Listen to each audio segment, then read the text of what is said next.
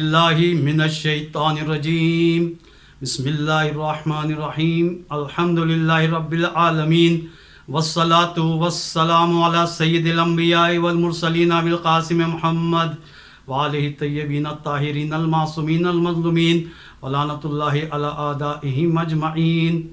عزیزان محترم، ماہ مبارک رمضان کے دروس کے سلسلے میں آج چھٹا درس ہے۔ ان دروس کا طریقہ کار اور اس کی تقسیم اس طرح ہے کہ پہلے ہم قرآن کے فضائل بیان کرتے ہیں، اس کے بعد ماہ مبارک رمضان کے فضائل، اور آخر میں روزے سے متعلق کوئی ایک مسئلہ بیان کیا جاتا ہے۔ عزیزان محترم، قرآن مجید کی جو ہے سوروں کے الگ فضائل ہوتے ہیں اور آیتوں کے الگ فضائل، مثلا آیت الکرسی کے الگ فضائل اور فضیلتیں ہیں۔ اسی طرح آیہ کریمہ لا الہ الا انت سبحانک انی کنت من الظالمین، اس کے الگ فضائل اور فضیلتیں ہیں، اور سوروں کے الگ فضائل ہوتے ہیں۔ 114 سورے ہیں۔ آج ہم سورہ جمعہ کے بارے میں گفتگو کریں گے۔ سورہ جمعہ قرآن مجید کا 62واں 62 جو ہے سورہ ہے، اور یہ سورہ ہر نماز جمعہ میں پڑھی جاتی ہے پہلی رکعت میں۔ اس کو پڑھنا، اس کا ثواب زیادہ ہے۔ اور عزیزان محترم، اس کے بارے میں حدیث پیغمبر اکرم محمد مصطفیٰ صلی اللہ علیہ وآلہ وسلم ہے کہ اگر کوئی سورہ جمعہ کی تلاوت کرے گا تو اس کے لیے ایک عظیم اجر اللہ کی بارگاہ میں ہے، اور ساتھ میں اگر کوئی شخص سورہ جمعہ کی تلاوت کر رہا ہے اور کسی چیز سے اگر وہ خوفزدہ تھا تو اس سے محفوظ رہے گا۔ جیسے آج کل کی وبائی بیماریاں ہیں، ان سے محفوظ رہے گا۔ جس سے بھی وہ خوف زدہ ہے، سورہ جمعہ کی تلاوت کرنے والا ان چیزوں سے جن سے وہ خوف زدہ ہے محفوظ رہے گا، اور ہر مکروہ چیز، ناپسندیدہ چیز اس سے دور رہے گی۔ سورہ جمعہ ایک عظیم سورہ قرآن مجید کا، جو جمعے کی نماز میں بھی پہلی رکعت میں پڑھی جاتی ہے۔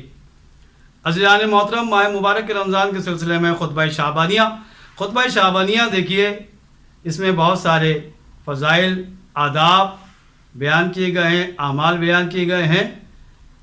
آج ہم گفتگو کریں گے کہ جو بہت مشہور بات ہے وہ اسی خطبہ شعبانیہ سے اخذ کی گئی ہے کہ ماہ مبارک رمضان میں اللہ کے رسول فرماتے ہیں، ایھا الناس، اے لوگو، انا ابواب الجنان فی ھذا الشہر مفتحۃ، اس ماہ مبارک رمضان میں جنت کے دروازے کھل جاتے ہیں۔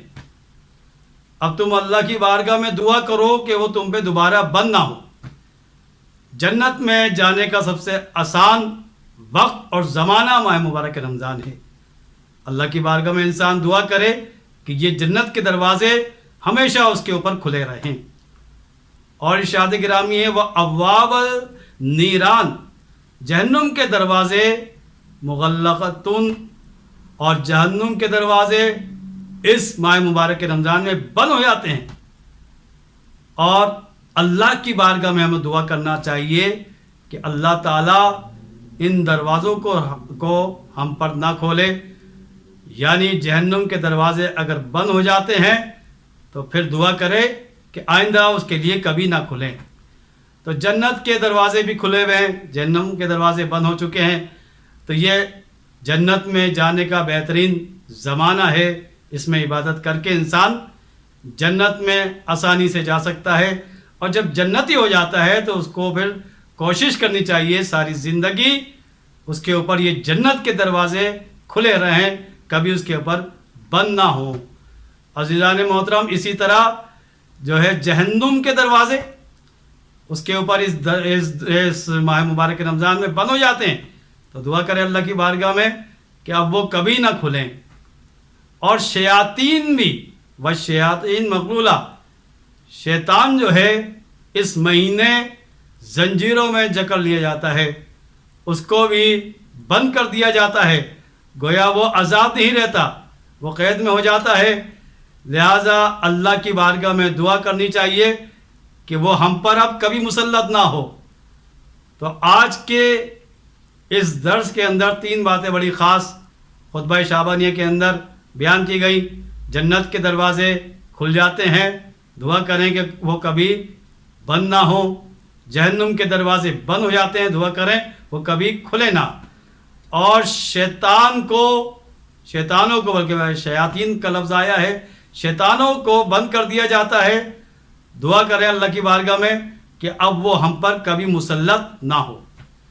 तो ये ऐसा महीना है कि जिसमें इंसान अपने लिए जन्नत का इंतखाब आसानी से कर सकता है, गुनाहों से बचकर, इबादतें कर कर, कुरान की तिलावत कर कर, और माह मुबारक रमज़ान के जो फ़र्ज़ और वाजिब रोज़े हैं उनको रख कर उनके ज़रिए इंसान अल्लाह की बारगाह में सुरख़्रू हो जाता है और जन्नत में जाने का हकदार हो जाता है। इसके बाद हम एक मसला बयान करते हैं रोज़े के हवाले से। एक बहुत सवाल किया था, एक बहुत बड़ा मशहूर मसला है कि आया रोज़े की हालत में हम मिसवाक स्टिक वगैरह से कर सकते हैं या नहीं, या ब्रश के ज़रिए दांतों की सफाई कर सकते हैं या नहीं। तो आगा सिस्तानी का फतवा है कि मिसवाक करना और ब्रश करना जायज़ है, लेकिन अगर ब्रश वगैरह के साथ टूथपेस्ट को इस्तेमाल किया होगा तो फिर जो है उसके दौरान जो है जब मिसवाक करेंगे या ब्रश करेंगे तो उसको थूकना होगा, इसलिए कि टूथपेस्ट को हम हलक में नहीं उतार सकते।